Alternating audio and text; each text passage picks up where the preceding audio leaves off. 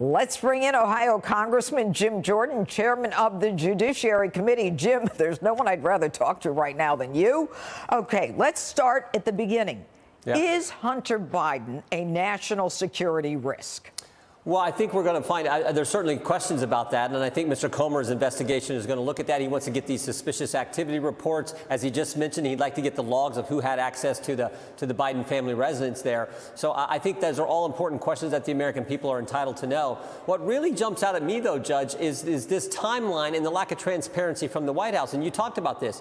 So on November 2nd, they find classified material at the Biden Center.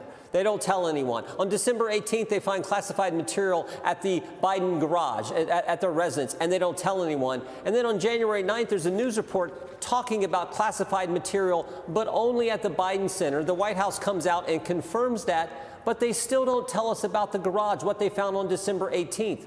Why didn't they just come clean right from the get-go and tell us, oh, and now we've found there's an additional 5 documents in the room adjacent to the garage at the Wilmington, at the residence. So I want to know why they kept this from us. And maybe the most important question that we've asked now for over a week is, why did they keep it from the American people when they knew about it before the election? All right. They knew about it before the midterms, Congressman Jordan.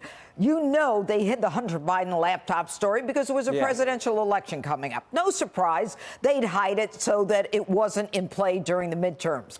Yep. But why did they wait so long? What were they doing, Congressman, from November 2nd until January 10th? What were they doing? Who was reviewing the documents? Were there personal lawyers who don't have a security clearance? And, you know, I'm not satisfied that they don't have records of visitor logs at the home. Yeah. The Secret Service should know who was there. And if they don't keep logs, what about the security cameras? What about fingerprints on the documents? What are we going to find out, Congressman? Yeah. No, all those questions need to be answered. What did Mr. Lausch do? We understand Mr. Lausch, the U.S. attorney from Illinois, was assigned to the case in early November, and then he concluded his investigation on January 5th. Well, what did he find? Right. Because we know after January 5th, they found another batch of these classified documents. So what kind of investigation was that for the first 2 months? What is the White House lawyer doing accompanying DOJ officials when they go to the Biden residence to pick up these documents? It looks to me like he just made himself a fact witness and is part of this investigation now. Why was he there? This was supposedly Biden's personal attorneys and the Department of Justice. What's the White House counsel's office doing accompanying the DOJ to his residence? That certainly didn't apply to President Trump. It certainly didn't.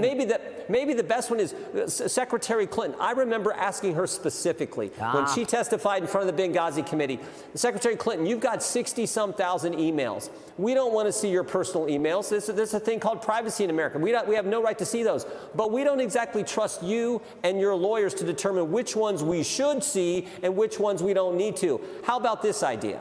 Why don't we have a retired federal judge, a neutral third party, come and examine those 60-some thousand emails? And of course, her answer was no, no, no. And she got to decide. Her and her lawyers. That same thing wasn't extended to President Trump. Not only did she get to decide, Congressman, she destroyed 33,000 emails. Yep. I mean, that's called the destruction of evidence. Look, the American people understand there's a two-tiered system of justice when it comes to Democrats in this country. Whether it's Hillary Clinton or right now, whether it's Hunter Biden. Hunter Biden has been in so many messes at this point. I don't know what's taking the grand jury so long. But I'll tell you what's interesting. This whole issue involving Hunter Biden and the child support, that's a way to get some discovery on what Hunter Biden is doing, because he seems to have been paying, he says, $49,000 a month for his father's house in Wilmington.